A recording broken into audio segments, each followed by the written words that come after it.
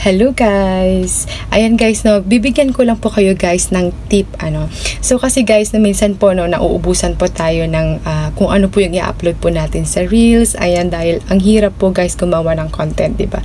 Ang hirap pong mag-isip kung ano po yung i-upload po natin guys. So ayan guys, bibigyan ko po kayo ng tip guys. Kung nag-upload po kayo, doon po kayo sa long video nyo po, ayan, na may haba po, like na 3 to 4 minutes po yung haba. Guys, pwede po kayong kumuha ng 60 seconds or 1 minute po doon at i-upload nyo po sa inyo pong Reels.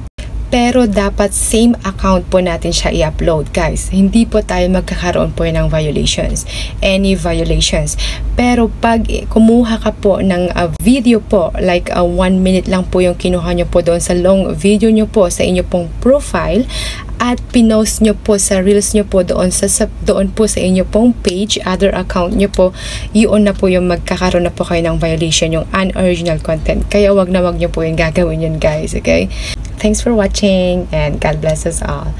Bye-bye!